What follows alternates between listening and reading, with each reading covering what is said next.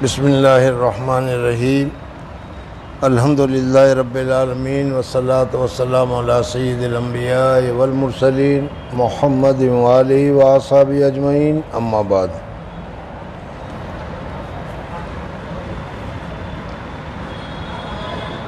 حضور اکرم صلی اللہ علیہ وسلم کو اللہ تبارک و تعالیٰ نے پورے عالم کے لیے اور قیامت تک کے لیے، سب ملک کے لیے، سب جگہ کے لیے رسول بنا کر بھیجا۔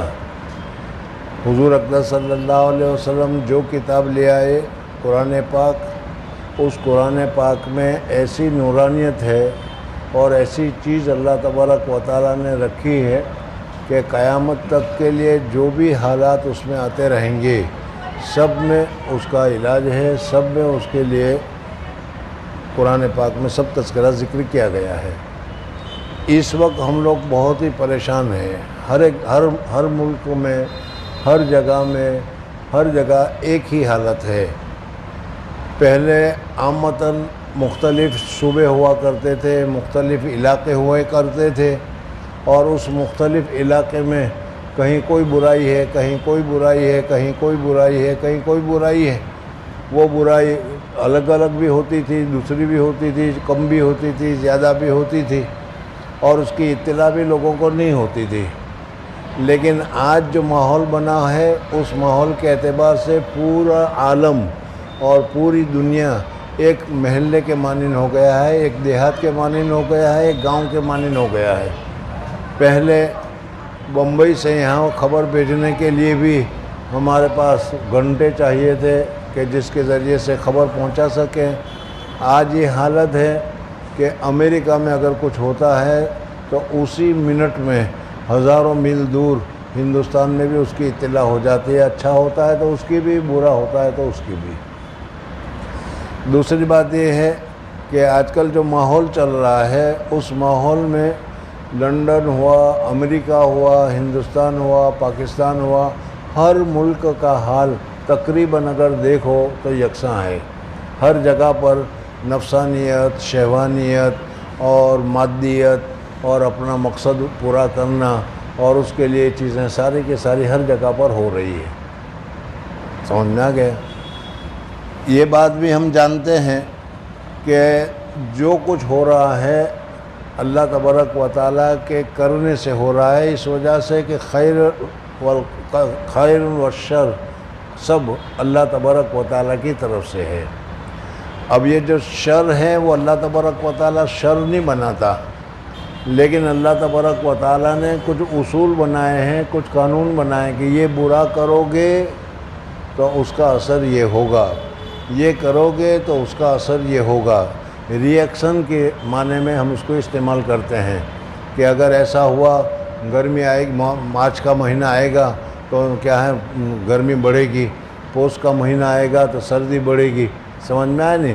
تو اس طریقے سے ہم جو کام کرتے ہیں، اپنے نفسانیت کا، شہوانیت کا، حرام چیزوں کی بڑھاوا دینے کا، سود کا، اور اسی طریقے سے جو دنیا بھر میں جو چیزیں چل رہی ہے، نائٹ کلب ہوئے، گانا بجانا ہوا، سنیما ہوا، یا جو کچھ بھی ہوا، تو اس برائی کا ری ایکشن یہ ہو رہا ہے۔ کتابوں میں بھی لکھا گیا ہے کہ جس جگہ پر اللہ تبارک و تعالیٰ کی نافرمانی زیادہ ہوتی ہے، اللہ تبارک و تعالیٰ رزق میں سے بھی وہ لذت کو کم کر دیتے ہیں، ختم کر دیتے ہیں۔ آج دنیا میں دیکھ لیجئے کہ ساری چیزیں رزق کی اعلیٰ کوالٹی کی چیزیں ہوتی ہیں، لیکن اس کے باوجود جو لذت ہونی چاہیے، جو مزہ ہونا چاہیے، وہ اس میں نہیں پایا جاتا۔ کیوں؟ اس لیے کہ گناہ بڑھا ہوا ہے۔ بہرحال اب ایسے وقت میں کیا کرنا چاہیے؟ اگر آپ یہ کہیں کہ ایسے وقت میں کیا کریں، سنیما کو بند کر دیں تو وہ ہمارے بس کی بات نہیں، گانا بجانا کو بند کر دیں وہ ہمارے بس کی بات نہیں ہے۔ سمجھ میں آ گیا؟ اوریانی کو بند کر دیں وہ ہمارے بس کی بات نہیں ہے۔ تو یا تو ہم بھی اسی طریقے سے ان میں چلے جائیں اور انہی کی طرح اوریانی کرتے رہیں، انہی کی طرح نفسانی شہوانی باتیں کرتے رہیں، یا اس وقت میں ہمیں اللہ کی طرف اور اللہ کے رسول نے جو چیزیں ہمیں عطا کی ہے اس کی طرف ہمیں توجہ کرنی چاہیے، اور اس توجہ کرنے سے ہمیں کچھ نہ کچھ راستہ ضرور مل جاتا ہے۔ اللہ تبارک و تعالیٰ نے قرآن پاک میں فرمایا ایاک نعبد و ایاک نستعین، یہ اللہ ہم تیری ہی عبادت کرتے ہیں، ہم تجھ ہی سے مدد چاہتے ہیں۔ تو اس وقت میں ہم کو اللہ تبارک و تعالیٰ سے نصرت، اللہ تبارک و تعالیٰ سے مدد چاہنی چاہیے، اور اس ماحول کے خلاف، اس ماحول کے ساتھ بہنا نہیں ہے، اس ماحول کے ساتھ چلنا نہیں ہے۔ اگر کیا ہے تصویر اور فوٹو کا ماحول چل پڑا ہے تو ہم بھی فوٹو لینا شروع کر دیں، سمجھ میں، گانے بجانے کا ماحول چل پڑا ہے تو ہم بھی گانے بجانے میں لگ جائیں، چاہے کس طریقے سے ہو، تو یہ تو مناسب نہیں ہے، یہ تو اسلام کے خلاف ہے، تو خلاف ہے، سمجھ میں آئے نہیں؟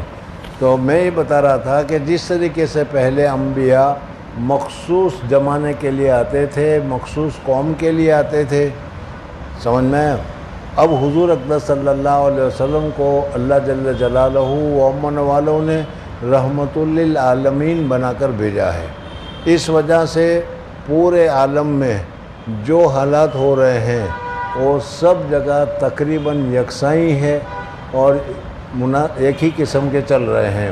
اوریانی ہے تو وہ چل رہی ہے، سنیما ہے تو وہ چل رہی ہے، کھیل کود ہے تو وہ چل رہی ہے، عورتوں کی کیا ہے نمائش ہے تو وہ پوری طریقے سے پوری دنیا میں ایک ہی ساتھ چل رہی ہے۔ اور جب یہ عصیان اور سرکشی حد سے آگے بڑھ جاتی ہے تو پھر اس صورت میں عصیان یا سرکشی کا جو نتیجہ ہوتا ہے، جو خراب حالت ہوتی ہے، جو ہوتا ہے وہ ہو کر ہی رہتا ہے۔ اگر کوئی آدمی گناہ کرتا ہے، اکیلے گناہ کرتا ہے، چھپ چھپ کے گناہ کرتا ہے، تو اللہ تبارک و تعالیٰ کی طرف سے اس کے اوپر جو سزا آئے گا، اس کی ریئیکشن آئے گی، وہ بھی صرف اسی پر آئے گی، یا چھپ چھپ کر آئے گی، تنہا اسی کے پر آئے گی۔ اور جب اللہ جل جلالہ و امن والوں کی نافرمانی عام ہو جائے، اور عام ہونے کے ساتھ ساتھ اس نافرمانی کا کوئی دل پر اثر تک نہ ہونے پائے اور کھلم کھلا ہونے رہے، تو پھر اللہ تبارک و تعالیٰ کی طرف سے جو سزا آئے گی، جو تنبیہ آئے گی، وہ بھی عام آئے گی، وہ مخصوص نہیں آئے گی۔ چنانچہ ہم یہی دیکھ رہے ہیں کہ اللہ تبارک و تعالیٰ کی طرف سے عام قسم کی وبا آئی ابھی تھوڑے دنوں پہلے کووڈ کے نام سے، سمجھنا ساری دنیا اس سے پریشان، اور اب تک اس میں ہزاروں اور لاکھوں لوگوں مر گئے اور ہزاروں اور کروڑوں روپے کا نقصان ہوا، سمجھ میں آ گیا۔ اسی طریقے سے اور بھی بہت سارے احکامات ہیں، مہنگائی ہے، جیسے آج کل کے اعتبار سے ساری جگہ پر مہنگائی کا کیا ہے ڈنکا بج رہا ہے۔ ہندوستان میں مہنگائی ہے تو امریکہ میں بھی مہنگائی ہے، انڈیا میں بھی مہنگائی ہے، اور اس کے علاوہ پاکستان میں بھی مہنگائی ہے، اور اس کے علاوہ تم دیکھو تو پھر اس صورت میں لندن وغیرہ بھی بہت ساری مہنگائی ہے۔ تو یہ ہمارا عمل کا ریئیکشن ہے، سمجھ میں نا، ہم جو کام کرتے ہیں اللہ تبارک و تعالیٰ کے احکام کی خلاف ورزی کرتے ہیں، نفسانیت کا کام کرتے ہیں، شہوانیت کا کام کرتے ہیں، اللہ تبارک و تعالیٰ کو ناراض کرنے کا کام کرتے ہیں، تو اللہ تبارک و تعالیٰ ذرا سی رسی کھینچ لیتا ہے، تو اس رسی کے کھینچنے کے ساتھ ہی ہمارا بیڑا تباہ ہونا شروع ہو جاتا ہے۔ تو اس وجہ تو خلاصہ یہ ہوا کہ حضور اقدس صلی اللہ علیہ وسلم کو اللہ جل جلالہ و امن والوں نے رحمت للعالمین بنا کر بھیجا ہے۔ قرآن پاک کو اللہ تبارک و تعالیٰ نے پوری دنیا کے لیے اور قیامت تک کے لیے مشعل ہدایت بنا کر بھیجا ہے، تو ہمارے لیے اس میں نصیحت ہے یا ہمارے لیے اس میں کیا احکامات ہیں، اس احکامات کی طرف اگر ہم متوجہ ہو جائیں تو اللہ تبارک و تعالیٰ کی ذات سے امید ہے کہ ہمارا بیڑا کیا سلامت رہے گا، اور دوسرے جو لوگ گناہ کرتے ہیں وہ ان کا حالت ان کے اوپر ہوگی۔ لیکن آج تو جو کام دوسرے لوگ کرتے ہیں، کافر لوگ کرتے ہیں، ہنود لوگ کرتے ہیں، اسلام کے مخالف لوگ کرتے ہیں، وہی کام مسلمان بھی کر رہے ہیں، اور اسی ڈھٹائی کے ساتھ، اسی ہمت کے ساتھ اور اسی طریقے سے وہ کر رہے ہیں، سمجھ نہ گئے۔ ابھی آپ حضرات سن رہے تھے کہ اللہ جل جلالہ و امن والہ نے دنیا میں بہت سارے انبیاء اور بہت سارے رسول بھیجے. ہر رسول جب آیا تو وہ حالات خراب ہو گئے، ماحول خراب ہو گیا.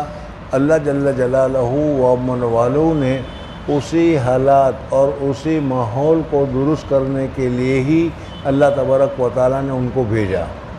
جن لوگوں نے نبی کی بات کو مانی اللہ تبارک و تعالیٰ نے اس کو نجات دی، کامیابی دی، اور جن لوگوں نے نبی کی بات کو نہیں مانا اللہ تبارک و تعالیٰ نے ان کو دنیا سے نیست و نابود کر دیا.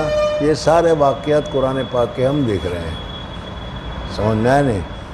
اب جیسا کہ میں نے ابھی بتایا کہ آپ یہ کہہ رہے ہیں کہ ہمارا ماحول خراب ہے، ہر جگہ پر گانے بج رہے ہیں، ہر جگہ پر ڈی جے چل رہا ہے، ہر جگہ پر یہ چل رہا ہے وہ چل رہا ہے، یہ ساری چیزیں ہمارے سامنے ہیں. تو ایسے وقت میں ہم کیا کریں؟ جیسے میں نے ابھی تھوڑی دیر پہلے بتایا، ہم بھی اس میں بہ جائیں، ان کے ساتھ کرنا شروع کر دیں. سمجھ میں آیا؟ چنانچہ ہم دیکھتے ہی ہیں کہ جب شادی ہوتی ہے تو جو شادی میں جو رسوم جو رواج وہ لوگ کرتے ہیں، تقریباً وہی رسوم اور وہی رواج ہم بھی کرتے چلے جا رہے ہیں. سمجھ میں آیا؟ اور پھر کہتے ہیں کہ یہ پریشانی کیوں ہو رہی ہے، یہ حالات کیوں خراب ہو رہے ہیں، یہ کیا زمانہ کیوں بدل رہا ہے. زمانہ کو تو خود ہم بدلنے کی کوشش کر رہے ہیں، اس وجہ سے وہ بدل رہا ہے. اگر آج ہم اپنے اعمال کو، اپنے اخلاق کو، اپنے احوال کو درست کر لیں تو پھر اللہ تبارک و تعالیٰ کی طرف سے اعمال اور احوال وغیرہ درست ہو جاتے ہیں. دیکھو حضرت یوسف علیہ السلام کا قصہ قرآن پاک میں موجود ہے، پوری تفصیل کے ساتھ تمہارے سامنے ہے. یہ سمجھو کہ حضرت یوسف علیہ السلام کا جو دور تھا، اس دور میں اس زمانے کے جو لوگ تھے وہ نفسانیت اور شہوانیت کے پیچھے پڑے ہوئے تھے. بہت کثرت کے ساتھ نفسانیت اور شہوانیت کے وہ پیچھے پڑے ہوئے تھے. ہر جگہ پر یہی حالت تھی. حتیٰ کہ بڑے اعلیٰ اور اونچے درجے کے جو لوگ ہیں، جو کیا ہے حکومت کے لائن کے یا بڑے اونچے قسم کے لوگ ہوتے ہیں، ان کی عورتوں میں بھی یہ جراثیم پھیلے ہوئے تھے. اور حضرت یوسف علیہ السلام کو خراب کرنے کی، حضرت یوسف علیہ السلام کو بگاڑنے کی، حضرت یوسف علیہ السلام کو بھی اپنے ماحول میں کھینچنے کی کوششیں ہو رہی تھی اور پوری طریقے سے ہو رہی تھی. اچانک تو ایک قسم کی یہ چیزیں نہیں ہوتی. سمجھنا ہے؟ آج بھی یہی حال ہو رہا ہے نفسانیت کا اور شہوانیت کا. ہر جگہ پر جا کر تم دیکھ لو. سمجھنا، شہروں میں جا کر دیکھو، بمبئی میں جا کر دیکھو، دوسرے شہروں میں جا کر دیکھو، دوسرے ملکوں میں جا کر دیکھو، ہر جگہ پر ایک ہی قسم کی نوعیت چل رہی ہے اور اس قسم کی چیزیں چل رہی ہے. کبھی تو مس یونیورس کے نام سے، کبھی تو مس کے فلانے کے نام سے، اور پتہ نہیں کس کے نام سے کیا ہے، بدن کو کھول کر ان کیا ہے دکھلایا جاتا ہے اور ناپا جاتا ہے اور پتہ نہیں کیا کیا یہ ساری چیزیں کی جاتی ہے. سمجھنا گیا؟ اب اگر ہم اس واقعے کو پوری تفصیل کے ساتھ جو قرآن پاک میں حضرت یوسف علیہ السلام کا تذکرہ ذکر کیا گیا ہے، ہم اگر اس میں دیکھیں تو دیکھو یوسف علیہ السلام کا طریقہ کیا تھا اور عزیز مصر کی بیوی کا طریقہ کیا تھا. عزیز مصر کی بیوی نے تو جب دوسری بیویوں نے، یعنی اس زمانے کی بڑی بیویوں نے کہا کہ عزیز کی مصر کو بیوی کو دیکھو کہ اپنے غلام پر عاشق ہو گئی، تو اس نے کہا کہ اچھی بات ہے، میں عاشق ہو گئی جس پر تم کو ہے، چلو میں ذرا تمہارا بھی امتحان لیتی ہوں. سب کو دعوت دی، بلایا، فروٹ دیا اور کاٹنے کے لیے کہا کھاؤ، کاٹ کر کھاؤ. اور اس وقت حضرت یوسف علیہ السلام کو بلایا. جنہوں نے جو یوسف علیہ السلام کو دیکھا تو فروٹ کاٹنے کی جگہ پر انہوں نے اپنے ہاتھوں کو کاٹ لیا. سمجھ میں آیا؟ پھر اس عورت نے کہا کہ یہ وہ یوسف ہے کہ جس کے متعلق تم مجھ پر یہ الزام لگا رہی تھی کہ غلام کے ساتھ دوستی کر رہی ہے. اور غلام تو بہت اس زمانے معمولی آدمی سمجھا جاتا تھا. سمجھ میں آ گیا نہیں؟ اور تم نے تو ذرا سی دیر 1 منٹ حضرت یوسف علیہ السلام کو دیکھا، اس میں تم نے ہاتھ کاٹ لیا. میں تو 24 گھنٹے ان کے ساتھ رہتی ہوں، مجھے پر کتنا اثر پڑے گا. سمجھ میں آیا نہیں؟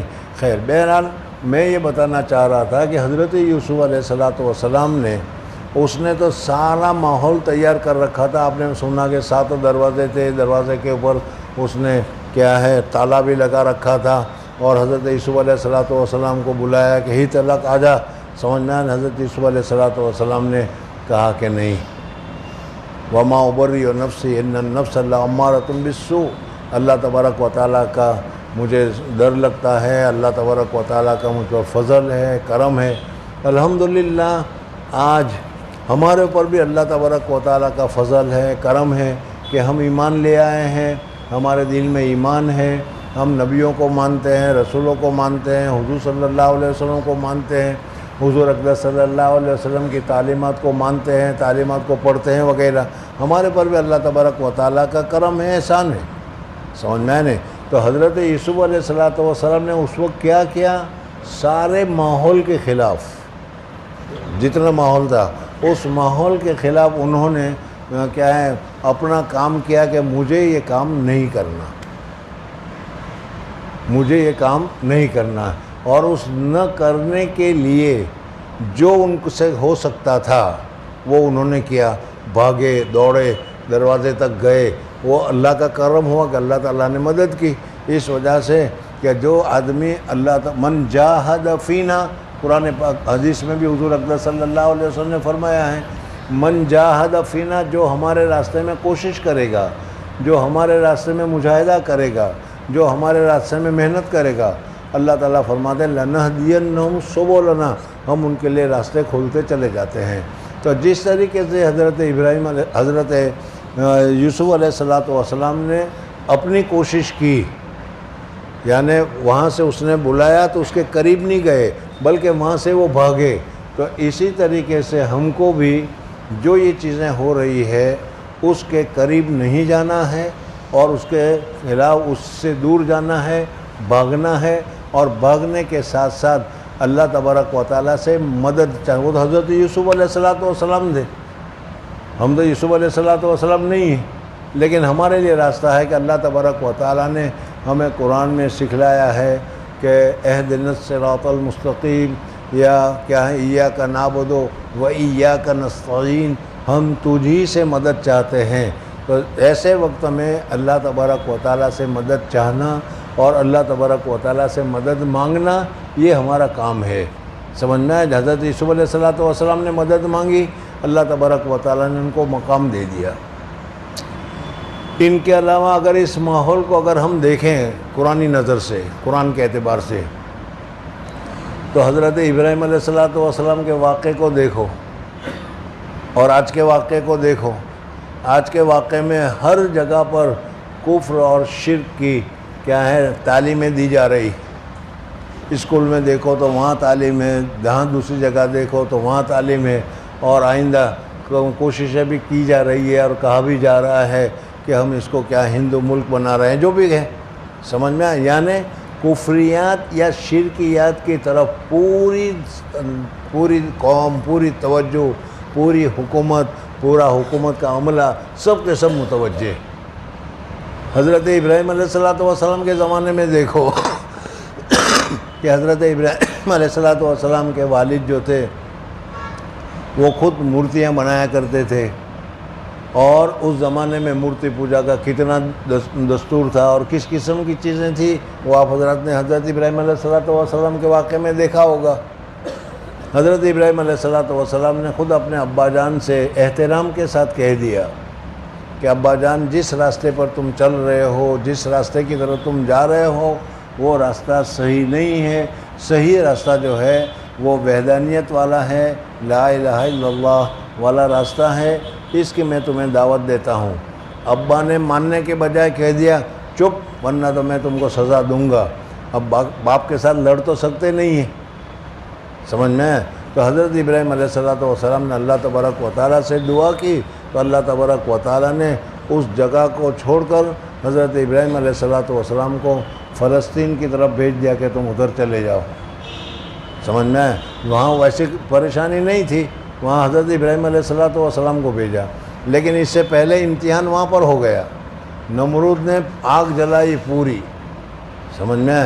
اور اس آگ کی مثال اگر غور کریں, سمجھ میں, حدیث میں بھی آتا ہے کہ جو آدمی یتیموں کا مال کھا رہا ہے، یتیموں کا مال کھا رہا ہے، حدیث میں کیا بتایا گیا ہے؟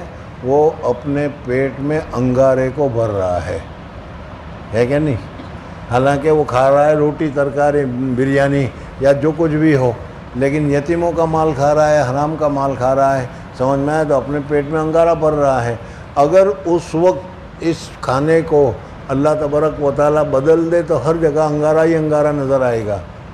اس وقت جو یہ ماحول چل رہا ہے ہر جگہ پر، جہاں گانے کی آوازیں آ رہی ہے، گانے بج رہے ہیں، فوٹو لیے جا رہے ہیں اور یہ چیزیں ہو رہے ہیں، ان کا بھی اگر اللہ تبارک و تعالیٰ بدل دے تو ہر جگہ جہنم ہی جہنم نظر آئے گی۔ سمجھ میں آ گئے نہیں؟ اب اس جہنم میں حضرت ابراہیم علیہ السلام کو سزا کے طور پر ڈالا جا رہا ہے، لیکن اس کے باوجود حضرت ابراہیم علیہ السلام ان کی بات کو ماننے کے لیے تیار نہیں ہے کہ نہیں؟ تو اسی طریقے سے اب ہمیں اس میں یہ سبق ملتا ہے کہ اگر آپ کے یہاں ماحول ایسا ہو رہا ہے تو ماحول کے تابع مت ہو، اور اللہ تبارک و تعالیٰ نے جو تمہیں نعمت دی ہے، اللہ تبارک و تعالیٰ نے جو تمہیں طاقت دی ہے، اللہ تبارک و تعالیٰ نے جو تمہیں ایمان دیا ہے، اس ایمان کی نورانیت کو سامنے رکھ کر اللہ تبارک و تعالیٰ کی اطاعت اور فرما برداری کی طرف متوجہ ہو جاؤ۔ اور اگر تمہیں نصرت کی ضرورت ہے، ظاہر بات ہے نصرت کی ضرورت ہے، اکیلا آدمی کیا کرے گا؟ اگر تمہیں نصرت کی ضرورت ہے، گھر والے بھی تمہاری مدد نہیں کر رہے، حضرت ابراہیم علیہ السلام کو گھر والے بھی مدد نہیں کر رہے تھے، سمجھ میں آ گیا؟ یا کیا ہے، ایسی آفس میں جا رہے ہو تم، ایسے کام میں جا رہے ہو کہ جہاں پر فسق و فجور اور زنا وغیرہ کی چیزیں ہوتی رہتی ہے، سمجھ میں؟ حضرت یوسف علیہ السلام کے واقعے میں دیکھو کہ اسی جگہ پر فسق و فجور کی چیزیں ہو رہی تھی، لیکن حضرت یوسف علیہ السلام اس کی طرف متوجہ نہیں ہوئے اور اللہ سے مدد چاہی اور کہہ دیا کہ بھائی اللہ تبارک و تعالیٰ سے میں مدد مانگتا ہوں، اور میں ایسا کام نہیں کر سکتا کہ جو کیا ہے خلاف عقل ہو، خلاف شرع ہو، اللہ تبارک و تعالیٰ کے احکامات کے خلاف ہو۔ تو خلاصہ یہ نکلا کہ ماحول تو ہے خراب، اور بھی اس ماحول میں خرابی آنے والی ہے، اس وجہ سے کہ قیامت کا زمانہ جتنا قریب آئے گا اتنا ہی اس میں برائی، خرابیاں وغیرہ پھیلتی چلی جائے گی، اور زیادہ سے زیادہ اس قسم کی چیزیں ہوگی۔ ایسے وقت میں ہمیں اپنے طور پر یا ایھا الذین آمنوا قوا انفسکم، اپنے آپ کو گناہوں سے بچانے کی ضرورت ہے۔ کفر شرک کی کثرت ہو تو اس صورت میں کفر شرک سے بچنے کی ضرورت ہے، اور اسی طریقے سے کیا ہے نفسانیت یا کیا زنا وغیرہ کی کثرت ہو، جیسا کہ آج کل ہو رہا ہے، تو ہمیں ان سے بھی بچنے کی ضرورت ہے۔ ہمارے لیے حضرت یوسف علیہ السلام کا واقعہ، حضرت ابراہیم علیہ السلام کا واقعہ موجود ہے۔ اب اگر تجارت والے ہیں، ان تاجروں کو بھی اگر بتایا جائے اور کہا جائے کہ شریعت میں تجارت کے لیے بھی احکام ہے، اس حکم کے مطابق تجارت کرنی چاہیے، لیکن اگر ہم یہ کہیں تو تاجر کہیں کہ مول صاحب مسجد میں جا کر تم بیٹھو، تمہیں کیا معلوم تجارت کس طرح کی جاتی ہے، اس کے تجارت کیسے کرنی چاہیے، وہ ہم جانتے ہیں، اور ہم ہی کو اس کو کرتے ہیں، جیسے بھی کرتے ہیں، جائز کریں ناجائز کریں، سمجھ میں آیا نہیں؟ اگر یہی ہے تو پھر حضرت شعیب علیہ السلام کے واقعے کو دیکھو۔ حضرت شعیب علیہ السلام کو اللہ تبارک و تعالیٰ نے بھیجا تھا انہی لوگوں کی حفاظت کے لیے، کہ ان کی لوگوں کی اصلاح کے لیے، سمجھ میں آیا نہیں؟ عامتاً آج بھی ایسا ہی ہوتا ہے، مال دکھلاتے ہیں کچھ اور دیتے ہیں کچھ، سمجھ میں آیا؟ اور سب کا مقصود جو ہے وہ پیسے حاصل کرنا، کہ کسی طریقے سے مجھے پیسے مل جائے۔ تو ایسے وقت میں یہ انفرادی چیزیں جو قرآن پاک میں ہمارے سامنے ذکر کی گئی ہے، وہ واقعے کے لیے نہیں بلکہ ہمارے لیے عبرت کے لیے ہے کہ اگر تم اس ماحول میں اگر بچنا چاہتے ہو تو بچنا ممکن ہے، بچنا محال یا ناممکن نہیں ہے۔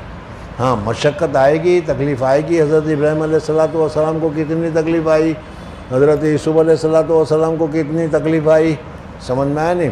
اس طریقے سے تکلیف آئے گی، لیکن تکلیف کے باوجود اس ماحول سے اگر تم بچنا چاہتے ہو تو بچ سکو گے، سمجھ میں آیا نہیں؟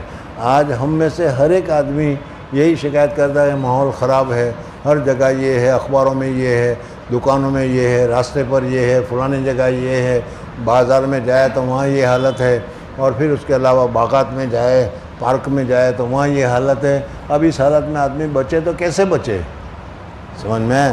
تو کہتے ہیں کہ دیکھو حضرت ابراہیم علیہ السلام کے زمانے میں کیا تھا، حضرت یوسف علیہ السلام کے زمانے میں کیا تھا، وہی ماحول تو سارا ہی وہی خراب تھا کہ نہیں، لیکن اس کے باوجود وہ اللہ تبارک و تعالیٰ سے ڈر کر اپنے آپ کو بچانا چاہا تو اللہ تبارک و تعالیٰ نے ان کو بچا دیا، سمجھ میں آ گیا؟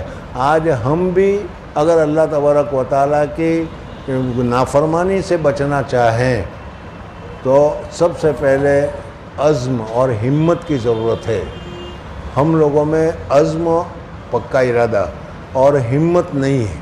زبان سے تو کہتے ہیں کہ ہاں ہم سب کچھ کر سکتے ہیں، لیکن جہاں معاملہ آ جائے گا اور خاص کر کے اپنوں کے ساتھ معاملہ آ جائے گا تو پھر ہمارا معاملہ ڈھیلا پڑ جائے گا اور کہیں گے چل سی چلے گا چلنے دو، ایسے کوئی حرج کی بات نہیں۔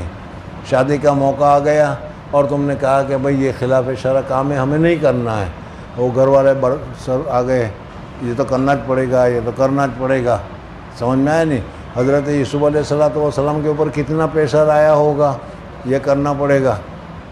حضرت ابراہیم علیہ السلام پر اپنے ابا کا کتنا پریشر آیا کہ تجھے تو کرنا ہی پڑے گا، لیکن وہ پریشر کے سامنے نہیں جھکے۔ تو اسی طریقے سے ہمیں بھی ان حالات میں اگر ہم چاہتے ہیں بچنا تو پہلا عزم یہ کرنا پڑے گا کہ ہمیں اللہ تبارک و تعالیٰ کی نافرمانی اور اللہ تبارک و تعالیٰ کے احکام کی خلاف ورزی نہیں کرنی ہے، ایک بات۔ اور پھر اللہ تبارک و تعالیٰ سے مدد مانگنی ہے کہ یا اللہ جب تک تیری مدد نہیں ہوگی، اس لیے کہ اللہ تبارک و تعالیٰ کی مرضی کے بغیر، اللہ تبارک و تعالیٰ کی مدد کے بغیر ہم کچھ نہیں کر سکتے، خیر ہو یا شر ہو، سمجھ میں آنے؟ اللہ تبارک و تعالیٰ کی مدد ہوگی تو ہی ہم بچ سکیں گے، اور جب اللہ تبارک و تعالیٰ کی مدد ہوگی تو پھر ایسے بچ جائیں گے کہ کہیں پر کوئی پریشانی بھی نہیں ہوگی۔ جیسے حضرت یوسف علیہ السلام بچ گئے، ان کے اوپر الزام بھی لگا، لیکن الزام لگا تو کیا ہے، ایسے لوگوں نے ان کو الزام سے بری کیا جن کی بات کیا ہے، جو بول بھی نہیں سکتے، لیکن انہوں نے وہ بات بتائی کہ جس کی وجہ سے وہ الزام سے بری ہو گئے۔ اللہ تبارک و تعالیٰ نے جب بچنے کا چاہا، انہوں نے اللہ تبارک و تعالیٰ سے مانگا کہ یا اللہ میں اس ماحول سے بچنا چاہتا ہوں، مجھے اس ماحول سے دور کر دے۔ اللہ تبارک و تعالیٰ نے اس ماحول سے ان کو دور کر دیا۔ تو اس وجہ سے ہم لوگوں کو اس وقت جو حالات ہے اور اس حالات کی وجہ سے ہم پریشان ہیں کہ مسجد سے باہر نکلو کہ فتنہ ہی فتنہ، بازار میں جاؤ فتنہ ہی فتنہ، دکانوں پہ جاؤ فتنہ ہی فتنہ، مال میں جاؤ فتنہ ہی فتنہ، اور تجارت میں جاؤ تو وہاں پر بھی یہی حالت ہے۔ تو اب ایسے حالت میں ہم کریں تو کیا کریں، سمجھ میں آئے نہیں؟ تو اس کے لیے بتایا گیا کہ پہلے بتایا کہ دو حل ہے، یا تو تم بھی چلو ہوا آئے جدھر کی تم بھی ہوا کے ساتھ بہتے شروع ہو جاؤ، تو پھر تمہارے اندر میں اور مشرکین میں تمہارے اندر میں اور کافرین میں تمہارے اندر میں اور اللہ کے نہ ماننے والوں میں فرق کیا رہا؟ تم تو اپنے آپ کو اللہ کے ولی کہتے ہو، تم تو اپنے آپ کو ایمان والے کہتے ہو، تم تو اپنے آپ کو حضور اقدس صلی اللہ علیہ وسلم کی امت میں شمار کرتے ہو، تو حضور اقدس صلی اللہ علیہ وسلم نے اس کے اوپر ہمیں عمل کرنا چاہیے. اور ایک تو پہلا میں نے بتایا کہ عزم مصمم، پکا ارادہ کہ مجھے یہ گناہ کا کام نہیں کرنا، چاہے مجھے میرا باپ کہے یا میری ماں کہے. حضرت ابراہیم علیہ السلام کو ابا نے کہا، انہوں نے کہا کہ ابا یہ گناہ کا کام ہے، میں نہیں کرنے کا، بلکہ میں تو آپ کو بھی دعوت دیتا ہوں کہ آپ بھی اس گناہ کے کام کو چھوڑ دیجئے. ابا نے کہا تھا کہ نہیں، لیکن حضرت ابراہیم علیہ السلام ابا کے سامنے بھی کہ ناجائز کام ہے، میں نہیں کرنے کا. عزیز مصر کی بیوی نے حضرت یوسف علیہ السلام سے کہا کہ نہیں، لیکن حضرت یوسف علیہ السلام نے ان کے سامنے کہہ دیا کہ عزم مصمم، پہلا عزم مصمم چاہیے. اور عزم مصمم کے بعد پھر ہم لوگوں کے لیے، چونکہ ابھی ہمارے اندر ضعف ہے، کمزوری ہے، سمجھ میں نفس ہمارا طاقت والا ہے، نفس میں اتنا ابھی طہارت اور پاکیزگی نہیں ہے، اس وجہ سے ہمیں اللہ تبارک و تعالیٰ کی نصرت اور مدد مانگنے کی ضرورت ہے. اور اس کے لیے اللہ تبارک و تعالیٰ نے ہر وقت ہم کو قرآن پاک میں سورہ فاتحہ پڑھنے کو نماز میں بتایا گیا ہے، اور اس میں بتایا گیا کہ ایاک نعبد و ایاک نستعین، میں تجھ ہی سے مدد چاہتا ہوں. ایاک نستعین کا تو معنی یہی ہوا، اللہ تعالیٰ میں بچنا چاہتا ہوں، بے آنکھوں کی حفاظت کرنا چاہتا، ایک مثال، آنکھوں کی حفاظت کرنا چاہتا ہوں، عزم مصمم کر لیا اور کوشش شروع کی، اور کوشش کرنے کے بعد اللہ تبارک و تعالیٰ سے مانگنا شروع کیا کہ اللہ ماحول خراب ہے، جہاں آنکھ اٹھاؤں یہی چیزیں نظر آتی ہے، لیکن میں تیرے حکم کے مطابق اپنے آپ کی حفاظت کرنا چاہتا ہوں. یا اللہ میں اپنے پیٹ کو حرام غذا سے بچانا چاہتا ہوں. حرام عام ہے، سمجھ میں آیا کہ اصلی حرمت ہو یا اصلی حرمت نہ ہو تو چوری کے پیسے سے، سود کے پیسے سے، رشوت کے پیسے سے جو کھا رہے وہ بھی حرام ہی ایک قسم کا. اور تم نے کہا کہ میں اپنے پیٹ کو حرام سے بچانا چاہتا ہوں، اور اس کا عزم مصمم کر لیا. اور عزم مصمم کرنے کے بعد اب اللہ تبارک و تعالیٰ سے مدد مانگو کہ اللہ میں نے ارادہ کر لیا ہے کہ میں حرام کام سے بچوں گا، میں نے ارادہ کر لیا ہے کہ میں حرام غذا سے بچوں گا، میں نے یہ ارادہ کیا ہے کہ میں حرام بات کرنے سے، جھوٹ بولنے سے، حرام بات کرنے سے بچوں گا، لیکن ماحول ایسا ہے کہ جس کی وجہ سے مجھے مدد کی ضرورت ہے اور میں تجھ سے مدد مانگتا ہوں. اور جب آدمی اس طریقے سے اللہ تبارک و تعالیٰ سے مدد مانگے گا تو اللہ تبارک و تعالیٰ نے خود فرمایا کہ ادعونی استجب لکم، مجھ سے مانگو میں تمہارے لیے تمہارے مانگ کا میں جواب دوں گا. قرآن پاک میں خود فرمایا گیا ہے، اور حدیثوں میں بھی آتا ہے کہ دنیا میں کسی سے مانگو، ایک مرتبہ مانگو، دوسری مرتبہ مانگو دو دے دے گا وہ، تیسری مرتبہ مانگو، چوتھی مرتبہ مانگو تو دے دے گا، لیکن پھر دے گا تم کو دیکھتے ہی کہا کہ مانگنے والا ہے بھاگو یہاں سے، سمجھنا کہیں مانگ لے گا وہ. لیکن اللہ جل جلالہ و امن والوں کے یہاں ہے کہ نہ مانگے تو اس پر اللہ تعالیٰ ناراض ہوتے ہیں، اور جو زیادہ سے زیادہ مانگے اللہ تبارک و تعالیٰ اس سے زیادہ خوش ہوتے ہیں. تو جب ہم محتاج ہیں، ضرورت مند ہیں، مانگتے ہیں، زیادہ مانگتے ہیں، تو پھر اللہ تبارک و تعالیٰ ہماری مدد کرے گا یا نہیں کرے گا؟ ضرور کرے گا. اور اس سلسلے میں جیسے میں نے ابھی مثال بتائی کہ حضرت یوسف علیہ السلام نے جو کام کیا وہاں سے جتنا وہ کر سکتے تھے وہی انہوں نے کیا، وہاں سے بھاگ سکتے تھے اور تو کچھ کر نہیں سکتے تھے، سمجھ میں انہوں نے اتنا بھاگنے کا کام کیا. اب وہ جو جہاں تالے لگے ہوئے تھے وہ تالے آٹومیٹک اللہ تبارک و تعالیٰ نے اپنی قدرت سے کھول دیے. اگر اسی طریقے سے ہم اللہ تبارک و تعالیٰ کی مدد کو مانگیں گے اور اللہ تبارک و تعالیٰ سے کیا ہے مدد ملنی شروع ہو جائے گی ہمارے عزم مصمم پر، سمجھ میں، تو پھر اللہ تبارک و تعالیٰ وہیں سے کوئی ایسی صورت پیدا کر دے گا، وہیں سے کوئی ایسا واقعہ ہو جائے گا، وہیں سے کوئی ایسی صورت ہو جائے گی کہ تمہاری حفاظت ہو جائے گی اور اس گناہ سے تم بچ جاؤ گے. سمجھ میں آ گیا؟ تو اصل تو ہے، پہلے کل بھی بتایا تھا کہ ایمان لانے کے بعد ہم لوگ گناہ میں اتنے متوجہ ہو گئے ہیں، گناہ میں اتنے الجھ گئے ہیں کہ اب گناہ کو بھی ہم گناہ نہیں سمجھ رہے، اور یوں سمجھ رہے ہیں کہ اس گناہ کیے بغیر تو زندہ رہنا ہی مشکل ہے۔ سمجھ میں آیا نہیں؟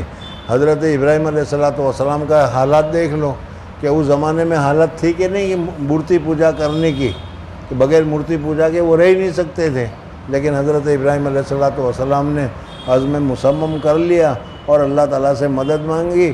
اللہ تبارک و تعالیٰ حضرت یوسف علیہ السلام کے حال میں دیکھو کہ وہ ان سے دوڑنا تھا، اتنے دوڑے، اللہ تعالیٰ نے راستہ کھول دیا۔ اور میں نے ابھی تمہارے سامنے آیت پڑھی کہ من جاہد فینا، جو ہمارے راستے میں کوشش کرتا ہے، جو ہمارے راستے میں مجاہدہ کرتا ہے، لنہدینہم سبلنا، ہم ان کے لیے راستے کھولتے چلے جاتے ہیں۔ اللہ تبارک و تعالیٰ کی قدرت میں تو سب کچھ ہے۔ اب اس کے باوجود ہم اللہ تبارک و تعالیٰ سے مدد نہ مانگے، اس کے باوجود اگر ہم اپنے گناہ کو چھوڑنے کا عزم نہ کریں اور پھر یہ کہتے ہیں کہ بھائی کیا کریں، اللہ کی مدد نہیں آتی، اللہ کی مدد آئے گی کیسے آئے گی؟ اللہ کی مدد آنے کے لیے تو یہ راستے ہیں۔ سمجھ میں آ گیا؟ تو اس وجہ سے آج کی مجلس میں سب سے پہلے تو ہمیں عزم مصمم کرنا ہے کہ اللہ تبارک و تعالیٰ کی نافرمانی نہیں کرنا ہے۔ ساری دنیا کر رہی ہے، حضرت ابراہیم علیہ السلام کے زمانے میں ساری دنیا کر رہی تھی، لیکن انہوں نے عزم کر دیا کہ مجھے خدا کے ساتھ کیا کسی کو شریک نہیں ٹھہرانا ہے۔ سمجھنا ہے؟ مجھے مشکلیں آئے گی، پریشانی آئے گی، لیکن اس پریشانی میں بھی اگر آدمی جم کر رہے تو پھر اللہ تبارک و تعالیٰ کی نصرت، اللہ تبارک و تعالیٰ کی مدد، اللہ تبارک و تعالیٰ کی طرف سے اعانت ہمارے شامل حال ہوگی۔ اور خود حضور اکرم صلی اللہ علیہ وسلم کے ہم امتی ہیں۔ اللہ تبارک و تعالیٰ کو معلوم ہے کہ سب سے زیادہ ضعیف، سب سے زیادہ کمزور، سب سے زیادہ کیا ہیں بیچارے امت اگر کوئی ہے تو یہ حضور اکرم صلی اللہ علیہ وسلم والی امت ہے۔ سمجھ میں آ گیا نہیں؟ تو اگر ہم اللہ تبارک و تعالیٰ سے دعا کریں کہ یا اللہ ماحول ایسا ہے کہ میں بچ نہیں سکتا، تو ہی بچانا چاہے تو بچ سکتا ہے، میں دعا کرتا ہوں کہ مجھے اس سے بچنا ہے، اور میں تجھ سے مانگتا ہوں کہ مجھے اس مصیبت سے، اس گناہ سے بچا دے۔ دیکھو پھر اللہ تبارک و تعالیٰ کی مدد کیسی ہمارے شامل حال ہوتی ہے اور ہماری پریشانیاں کیسی دور ہوتی ہے۔ اللہ تبارک و تعالیٰ مجھے اور آپ حضرات کو تمام گناہوں سے، بلکہ اس زہریلے ماحول سے نکالے اور زہریلے ماحول سے بچنے کی سعادت اور توفیق نصیب فرمائے۔ سبحان اللہ و بحمدہ، سبحانک اللہم و بحمدک، نشہد ان لا الہ الا انت، نستغفرک و نتوب الیک۔